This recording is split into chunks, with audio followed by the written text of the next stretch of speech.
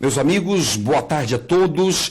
Estamos aqui nos nossos estúdios do nosso portal atualidadesdodireito.com.br e hoje nós vamos colocar em debate um assunto muito do momento e que está gerando uma polêmica incrível, que é justamente a questão de você divulgar obras literárias ou acadêmicas a respeito de pessoas. Pode ou não pode? A Maíra, por exemplo, então, a Maíra Zimmermann publicou este livro recentemente pela editora Leia, Jovem Guarda, Moda, Música e Juventude. Isso aqui é fruto de um trabalho acadêmico, de um mestrado, e, portanto, não chegou a entrar em detalhes pessoais da vida de ninguém, nem Roberto Carlos, nem Erasmo Carlos, nem Vanderleia, nem ninguém.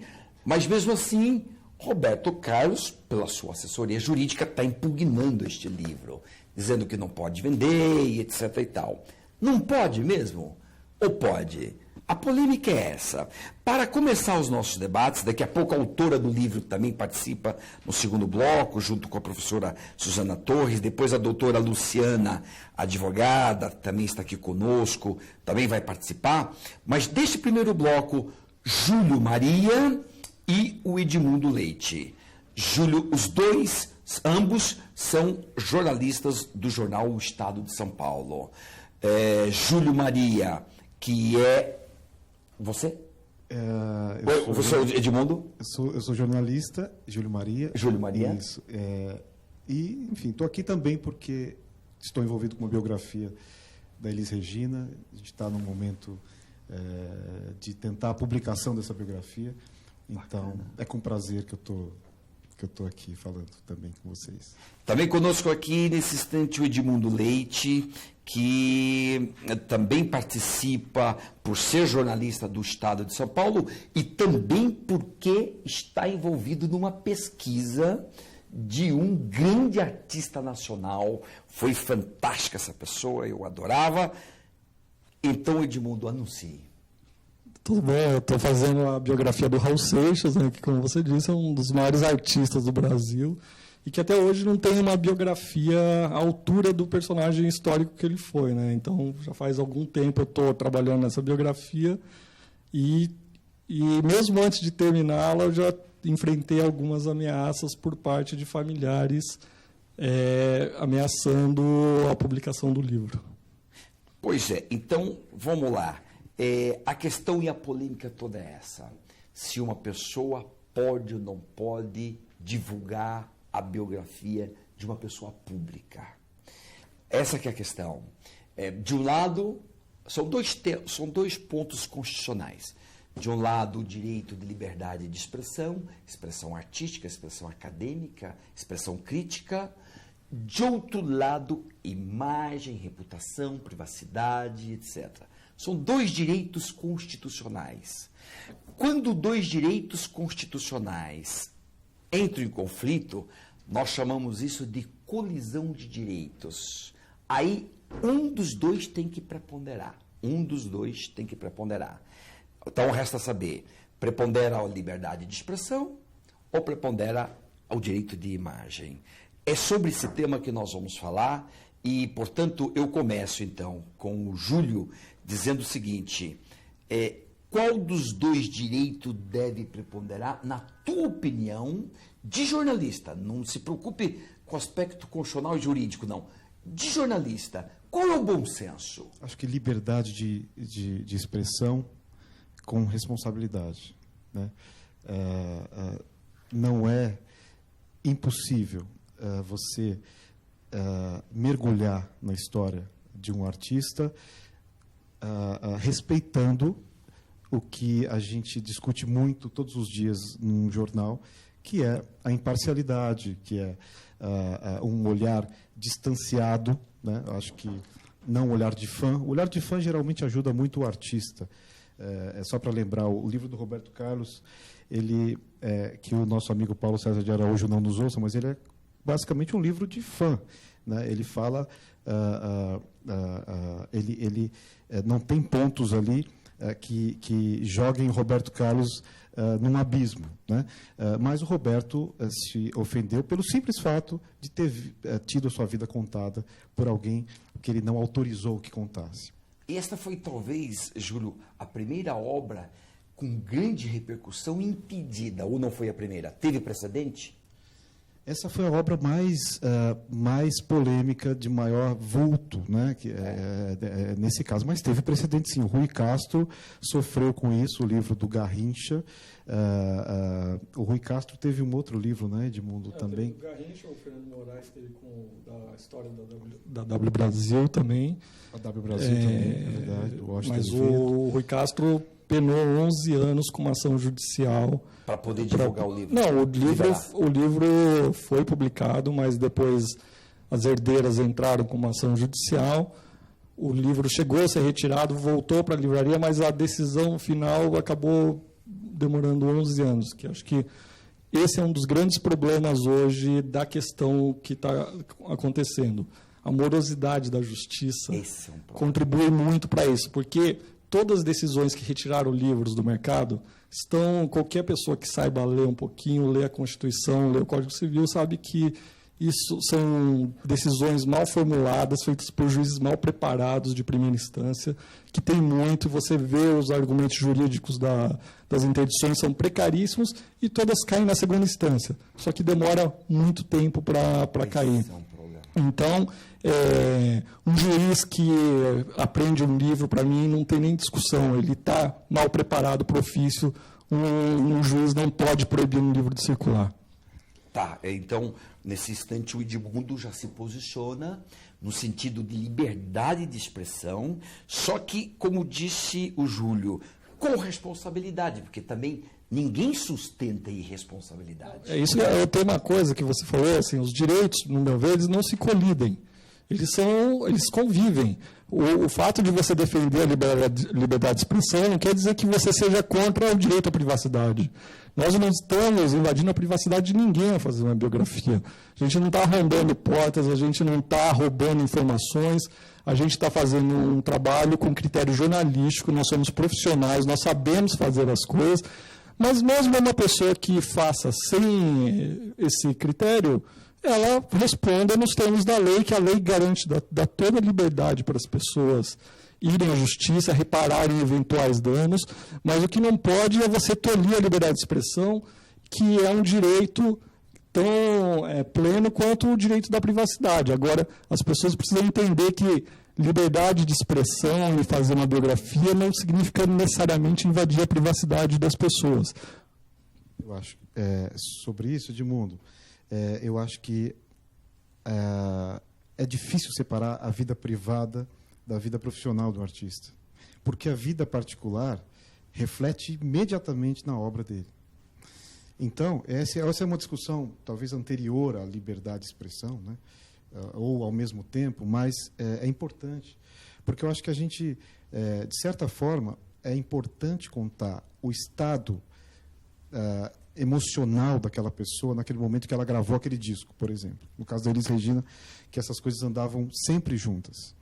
E o entendimento do juiz, ao ler num livro que a Elis havia acabado de quebrar a casa porque o marido havia a traído, pode dar um entendimento de que aquilo é uma invasão de privacidade.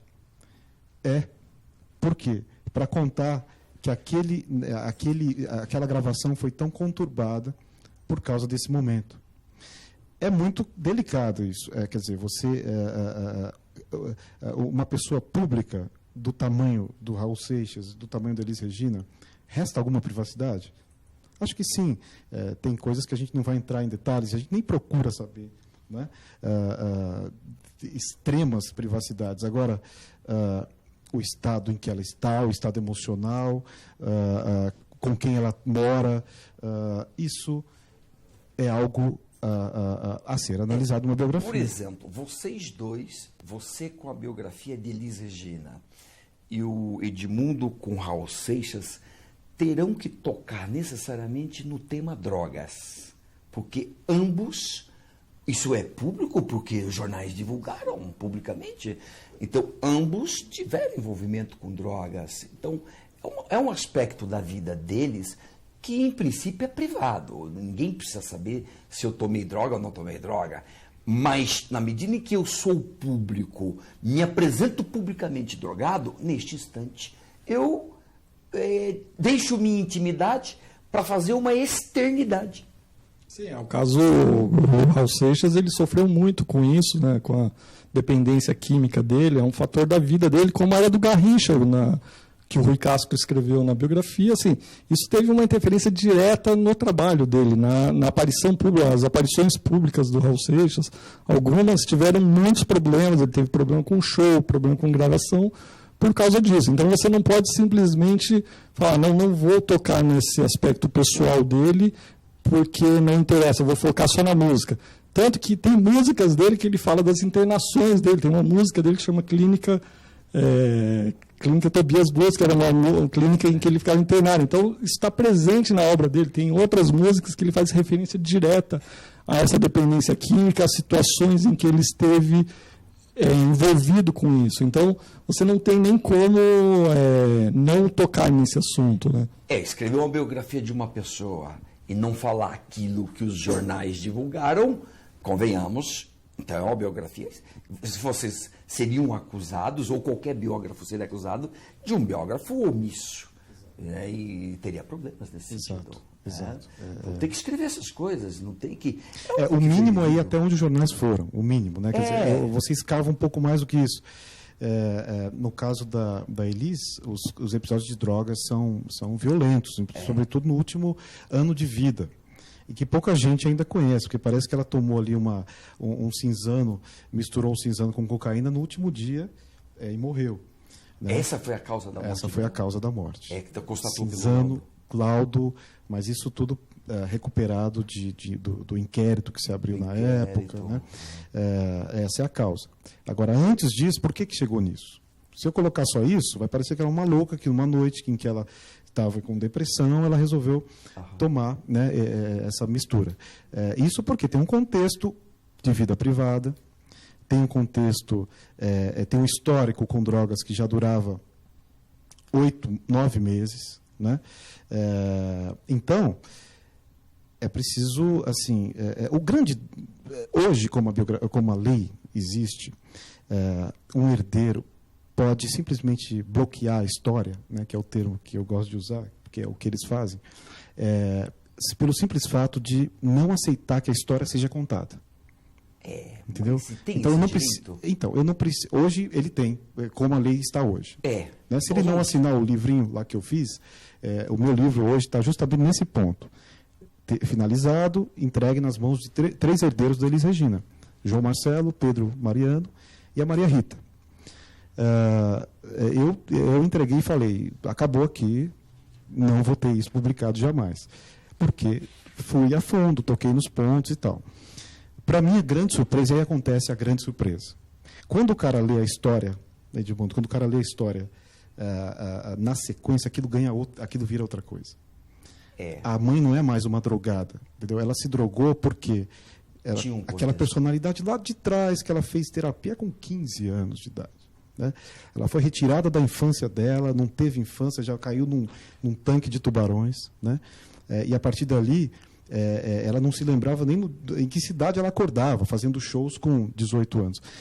A partir dessa construção que só uma biografia pode fazer, e não uma matéria de jornal, você vai entender. Então, a biografia ela vem para esclarecer até as quedas do artista. É por isso que é um grande erro você bloquear a história nesse sentido. Né? Então, olha só, eu queria dizer uma coisa, viu, doutor, que é o seguinte: a gente tem assim uma ideia de que o outro lado dessa discussão seria a família, por exemplo. E existe uma terceira via, que eu acho que é a de se aliar. No dia em que os biógrafos conseguirem serem aliados à família dos biografados, e não abrir uma luta judicial anterior à biografia, a gente vai ter obras muito melhores, mais fiéis à história, Né? Até porque eles podem contribuir também. E né? podem contribuir com a memória deles, E né? Com o material deles. Qual foi o posicionamento dos 3 filhos da Elis Regina? João Marcelo tem uma posição que eu acho muito interessante. Ele acredita que 1000 biografias devem ser lançadas, uma vai melhorando a outra. Acho isso ótimo. Com relação ao que eu fiz, ele não pediu que retirasse nada. Teve um ponto em que ele deixou a biografia. Ele diz que leu e às vezes não conseguia ler mais. Parava, deixava a biografia, guardava.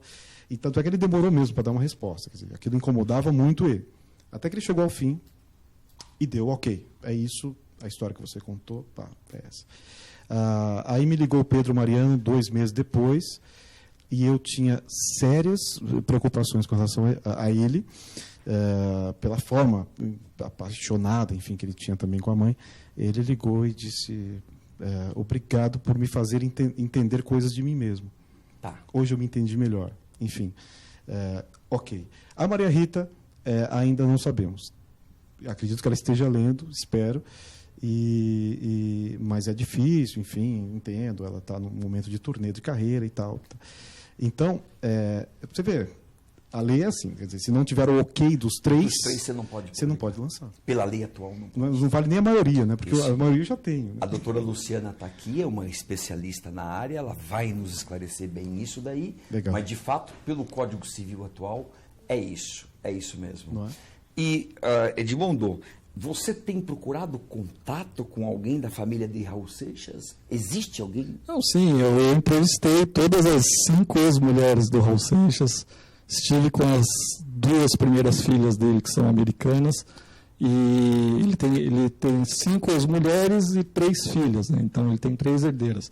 Eu procurei todas desde o começo do projeto, e todas as mulheres me receberam, me deram entrevistas, me deram informações, abriram arquivos em algum caso, porque justamente essa ameaça não veio de toda a família, veio de uma das 5 ex-mulheres. As outras ex-mulheres, pelo contrário, ajudaram muito, fornecendo material, fornecendo informação, fornecendo ajuda, querendo contribuir, por entender que a história do Raul realmente precisava ser melhor contada. Então, tem esse apoio da família, de irmão do Raul Seixas, primo do Raul Seixas. Todas as pessoas me receberam sabendo que era para uma biografia, mas depois, inclusive, uma das mulheres que me recebeu, que depois fez uma ameaça dizendo que ia tomar decisões judiciais cabíveis caso eu insistisse no projeto.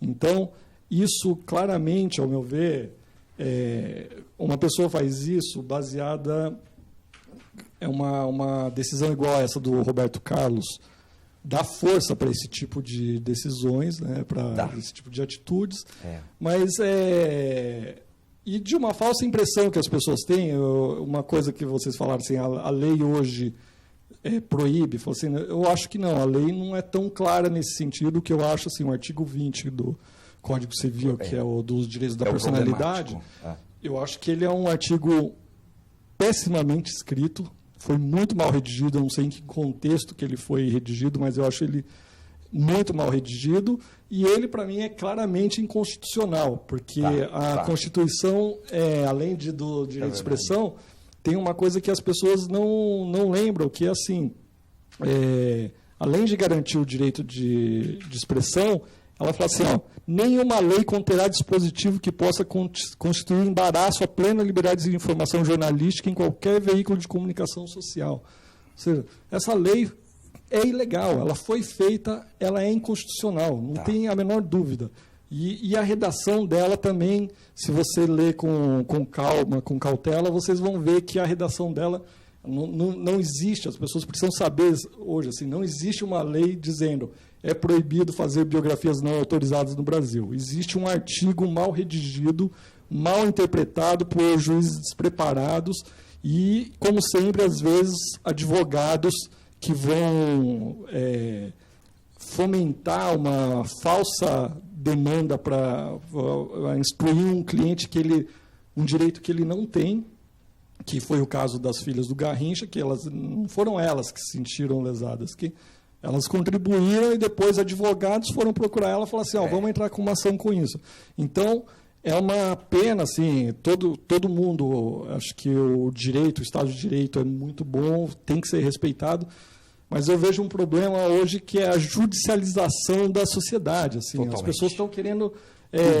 tudo ao ponto de você vai numa editora, o cara quer, fala assim, eu quero a autorização dos 100 entrevistados. Fala, gente, isso não pode, isso é judicializar a vida de uma maneira que é inconcebível. Você não pode pedir autorização.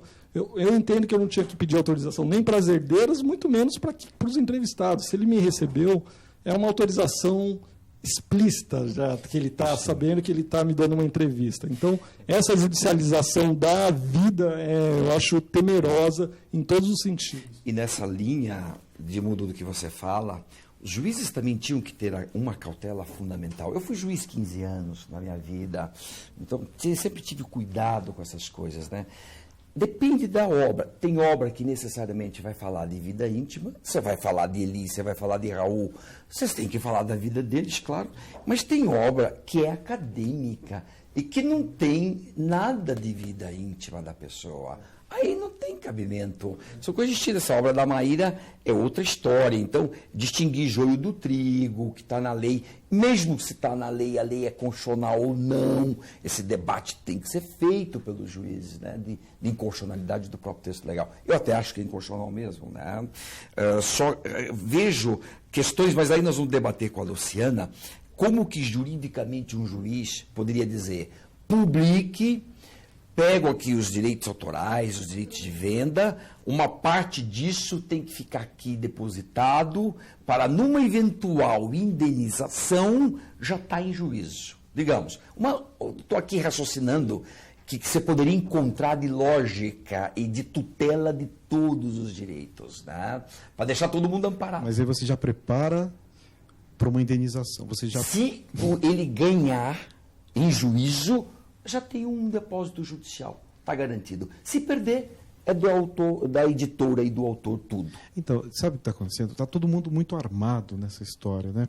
O efeito Roberto Carlos é devastador, né? As editoras, esse exemplo que o Edmundo deu, eu ouço coisas absurdas na editora para lançar o livro, né? Quer dizer, as pessoas todas têm que assinar coisas que foram discutidas, né? Então, todos os áudios, vamos ver se falaram isso mesmo. Vamos pegar todas as aspas e pedir para que todas as pessoas que falaram liberem as suas aspas. Coisas assim. Confirme que entende? Então, assim, absurdo, é um terror que está instalado nas editoras. Que medo. Ninguém, obviamente que a editora não quer ter que vender o seu patrimônio para pagar uma indenização. Nem culpo elas por isso, mas participo desse debate, participarei de 100 debates sobre o assunto, porque o que está acontecendo é absurdo. Essa história do Roberto Carlos aqui, do Jovem Guarda, da Maíra, o que é isso? Isso aqui é o rastreamento que eles fazem. Nomes de livros lançados com o nome de Roberto Carlos. Pegou esse aqui. Ninguém leu. Não, nem vê. Eu entrevistei o Marco Campos. Marcos Campos é o advogado do Roberto Carlos. O advogado do Roberto Carlos, no dia antes de fazer a matéria, obviamente, e percebi o seguinte: eu estava com a notificação que ele mandou para a Maíra, porque a Maíra me mandou, enfim, não sei se revelei a fonte aqui sem querer. Eu estava com a notificação do Roberto Carlos e com o advogado na linha. Perguntava, doutor, por que o senhor resolveu proibir o livro, pedir a retirada? Porque eu não pedi a retirada. Eu não pedi a retirada, veja bem. Eu falei, não, doutor, o senhor está pedindo aqui 10 dias para que o livro saia das... de circulação. Não, então, isso, não. Então, voltou atrás imediatamente. Doutor, por que o senhor acha que entrou na vida privada? O senhor leu o livro? Não, mas foi o Roberto Carlos que pediu para que eu pedisse. Na notificação, ele disse que soube por causa de um convite que ele recebeu de um assessor. Outra questão. Nosso único problema foi a caricatura do Roberto na capa do livro. Não, doutor, o senhor está dizendo que ele entrou na vida particular, está aqui na notificação. Então, você percebe claramente que existe um mecanismo de identificação de livros que tem o nome de Roberto Carlos. E ele já tem uma petição pronta. E pronta. eles já têm uma petição pronta e não precisa ler. Aquilo está falando de Roberto? Então, a gente chegou num ponto em que isso tem que ser mudado, tem que ser invertido. Sem dúvida, sim. Bacana, sensacional. Nós estamos chegando aqui ao final deste primeiro bloco. Vocês estarão com a gente no arremate final para a gente fazer as considerações e extrair desse nosso encontro algumas orientações. A ideia aqui é o que seria, então, a lei que vai mudar é boa ou não é boa, é constitucional ou não é constitucional, e o que poderia mudar para orientar as pessoas, e até mesmo os juízes. Porque, afinal, o que acontece, Edmundo, é que os juízes não têm mesmo informação disso, viu? A verdade é essa. Não existe essa disciplina na faculdade específica para entrar em detalhes. Não, e nesse caso específico tem um agravante, ou seja, o Roberto Carlos ele só sentiu a vontade de ir para cima desse outro livro porque teve sucesso no livro anterior. E o grande, assim, o que eu considero o grande problema desse caso anterior do Roberto Carlos, do livro do Paulo César Araújo, é que ele não teve decisão nenhuma. O livro, ao contrário do que as pessoas pensam, não está proibido. O que houve, depois de uma primeira decisão judicial, houve uma audiência conciliatória, houve um acordo em que a editora Planeta, o autor e o Roberto Carlos assinaram um acordo que pôs fim à causa. E qual que é o grande problema disso?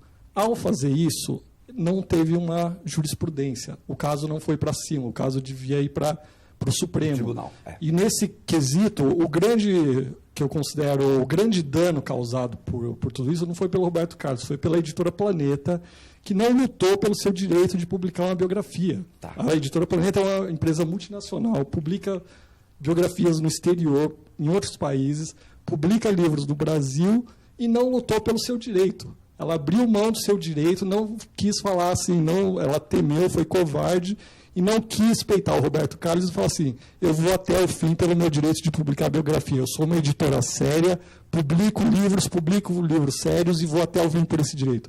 Não abriu mão desse direito. Quando você abre mão do seu direito, você deixa os outros passar por cima. Bacana, justamente isso, legal. Só para a gente fechar esse bloco, Júlio, assim, em meio minutinho, da biografia de Elis Regina, o que é que mais te impressionou no final do teu trabalho? Diz, este ponto foi fantástico.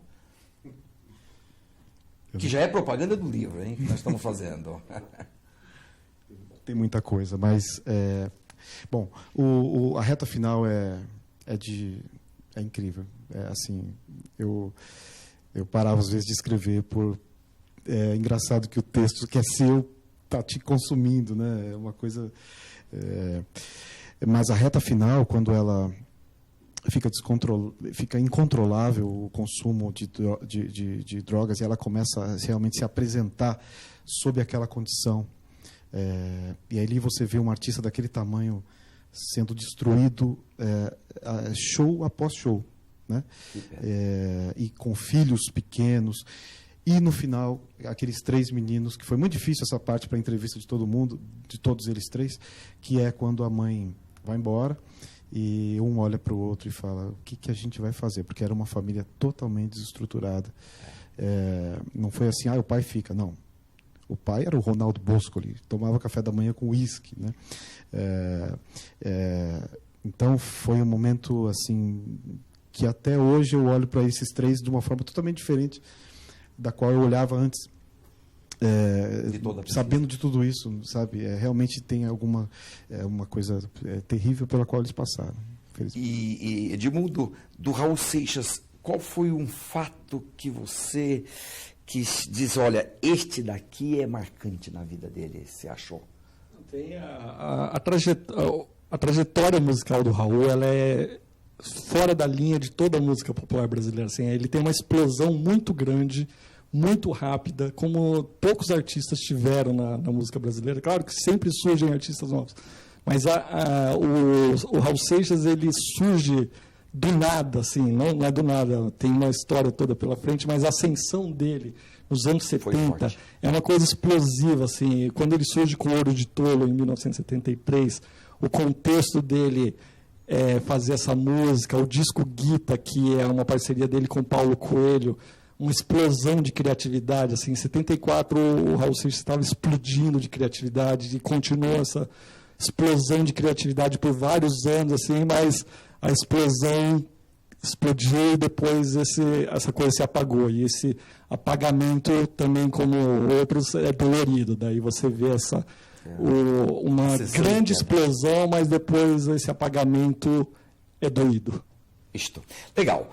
Nós, então, em 2 minutos, nós já retornaremos com o nosso segundo bloco. Aqui já se encontra presente, então, a Maíra Zimmermann, autora deste livro aqui, Jovem Guarda, Moda, Música e Juventude, que é o livro questionado neste momento por Roberto Carlos, que quer impugnar, não queria nem que saísse o livro, e também está aqui presente conosco a professora Suzana Torres, também da FAAP. Ambas são professoras da FAAP. Já retornaremos com ambas, depois no terceiro bloco, um bate-papo com Luciana Shimabukuro. Vê se eu acertei o nome, Luciana Shimabukuro, é isso mesmo?